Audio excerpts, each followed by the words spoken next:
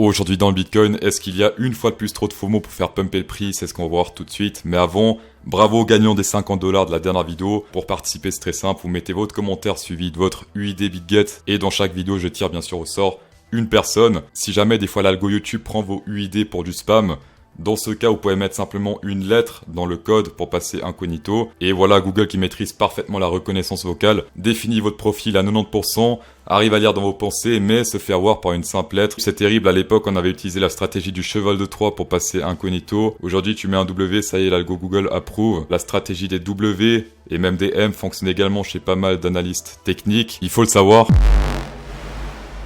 Pour commencer en semaine lit, la tâche 2017 fait toujours office de support ici depuis 2 semaines maintenant. Support, magnifique. On parle bien de la clôture et non pas de la tige. Si on prend la tige, c'est un peu moins joli à voir. Si on monte ici, hop, sur la tige, ça clôture en mode un peu random. Alors que si on prend la clôture 2017, si on descend légèrement, eh bien on clôture plus ou moins ici sur ce support. On a également l'EMA 200 qui historiquement faisait un très joli support sur le Bitcoin. On l'a pété ici à la baisse il y a 4 semaines environ.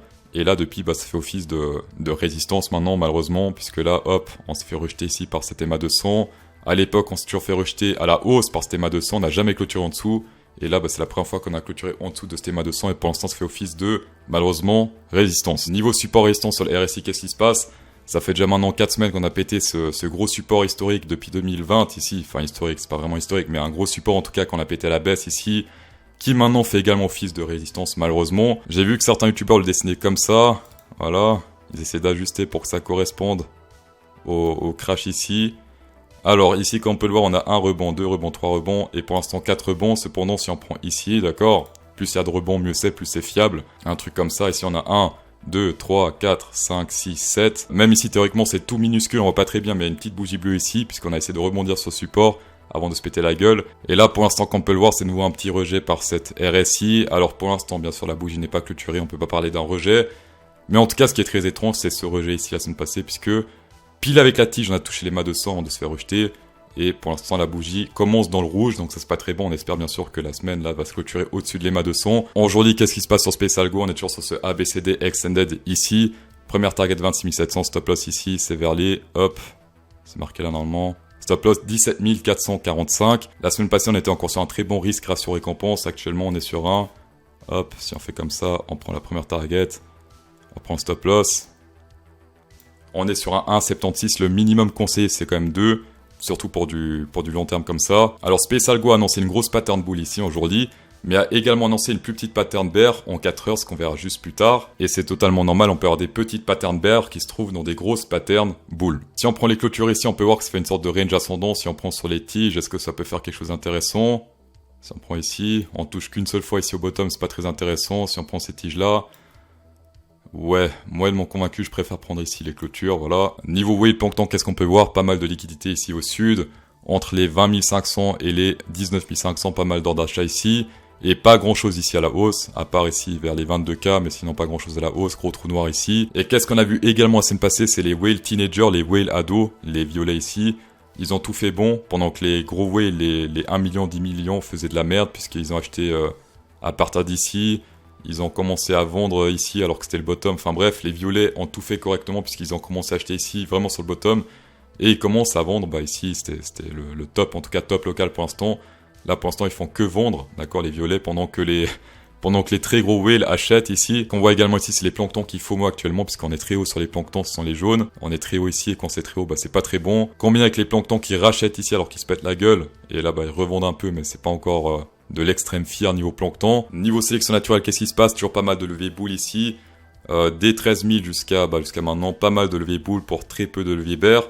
Les leviers bull qui ont, rappelons-le, depuis la semaine passée, réussi à pas mal pusher le prix à la hausse quand même, parce que déjà la semaine passée c'était plus ou moins comme ça graphiquement. Niveau bear, il y avait que dalle. Maintenant ça commence à venir un peu ici vers les 21 400 et 21 800. Donc là il commence à avoir un peu de force baissière. En tout cas pour l'instant les zones de liquidité maximale c'est vers les 21 450, 21 745. Ici un petit Burj Khalifa très fin ici. Sinon également le très gros Burj Khalifa ici vers les 19 595. Par contre rappelez-vous comme on a vu sur la map des planktons sans levier. Pour l'instant, la liquidité, c'est plutôt au sud. Ici, au rang de Twitter, on a le Net Unrealized PL. Donc, c'est les pertes qu'ont fait les long-term holders sur une moyenne de 168 heures. Historiquement, une fois de plus, c'est un indicateur de recharge, un indicateur de bottom.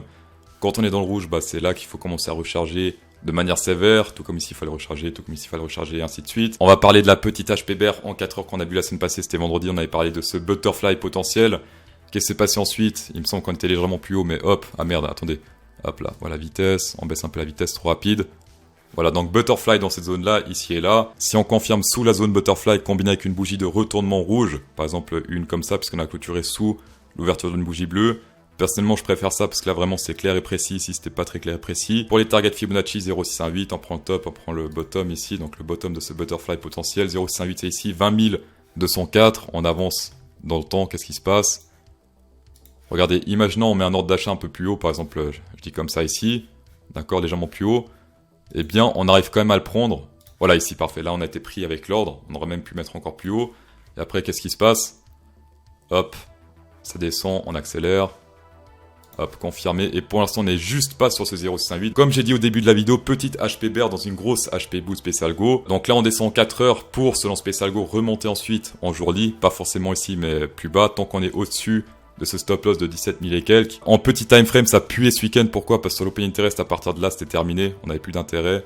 Pendant que là, on retestait plus ou moins ses tops. Ici, bah, c'était que de la descente, voilà. Très gros funding rate positif ici, ça c'est pas positif. Et également, regardez ici les long shorts qui remontent extrêmement aussi. À peine ça descend un peu, hop, ça fout à nouveau. On est sur du 58% de long. Là, pour l'instant, sentiment, il est légèrement plus bullish. Et ça, c'est pas très bon quand on est sentiment long. Ben, en général, il faut attendre que ça baisse pour s'y réintéresser. Niveau long short ration, c'est intéressant quand le sentiment est bearish. Ici, c'est bearish, qu'est-ce qui se passe? Ça monte. Ici, c'est bearish, qu'est-ce qui se passe? Ça monte également. Ici, très bullish, donc on cherche plutôt des pumps pour descendre plus. Et sinon, malheureusement, également ici, sur le spot des intérêts à partir du 8 juillet, là, ça pump pas et on continue à descendre. Pas de signaux bullish cachés ici sur le CVD, malheureusement, parce que ça continue à descendre pendant que ça descend également sur le prix. Durant le bear market, commence à faire de la thune sur le court terme, mais surtout sur le long terme, cryptosauce.fr.